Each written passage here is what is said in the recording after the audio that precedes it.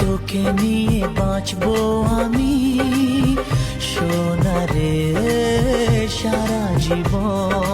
Hello guys, আসসালামু আলাইকুম। সবাই কেমন আছেন? আশা করি ভালো আছেন। আমরা আল্লাহর রহমতে আপনারা দয়ায় ভালো আছি। আমরা 16 ডিসেম্বরে বের হই নাই, 16 ডিসেম্বরের পরের দিন বের হয়েছি। কারণ আমি জানতাম 16 ডিসেম্বরে অনেক জ্যাম থাকবে, অনেক মানুষ থাকবে, ঘুরে কোনো শান্তি পাবো না। তাই তো আমরা প্রথমে চলে গেলাম ভিআইপি টাওয়ারে। আমার কিছু পার্লারের জন্য কিছু প্রোডাক্ট কেনা ছিল, ওগুলো কিনতে গিয়েছিলাম। এরপর আমরা কেনাকাটা করে চলে গেলাম লাঞ্চ করতে, কারণ তখন লাঞ্চের সময় হয়ে গিয়েছিল।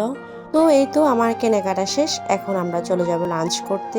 আমার বাচ্চা বলছিল মাম্মা প্রচুর খিদে পেয়েছে, আমি বলতেছি চলো আশেপাশে কোথাও রেস্টুরেন্ট পাই কিনা। তো এই বলে এই কথা, আমরা চলে গেলাম একটা ভালো রেস্টুরেন্টে খাওয়ার জন্য। তো দেখতে পাচ্ছেন আমরা যেখানে বসেছি ওখান থেকে একদম মেন রাস্তা দেখা যাচ্ছে। তো আমার বাচ্চা অবশ্যই চিকেন পেয়ারি, চিকেন খেতে খুব পছন্দ করে। লাঞ্চ করার পর আমরা চলে যাবো এখন ঘুরতে। আমার বাচ্চা চিনে ফেলছে আমরা কই যাচ্ছি। কোথায় আছো?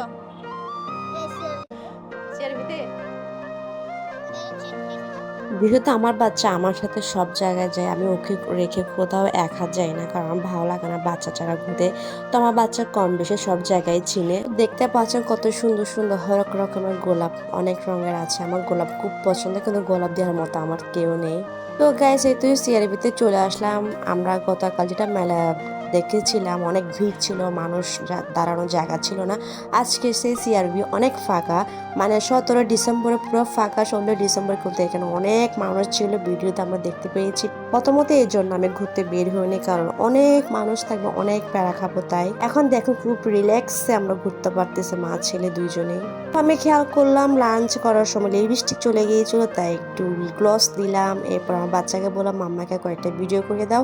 আমার বাচ্চা মাশাআল্লাহ কিন্তু ভিডিও করে দিতে পারে। আর হ্যাঁ, যেদিন আমি ঘুরতে যাব সেদিন কেমন যেন আমার মোবাইলের চার্জ থাকে না, হয়তো 20% চার্জ নিয়ে এরকম বের হই। এই তো গাইস আমার মোবাইলের চার্জ এখন 1% হয়ে যাবে, আর ভিডিও নিতে পারবো না।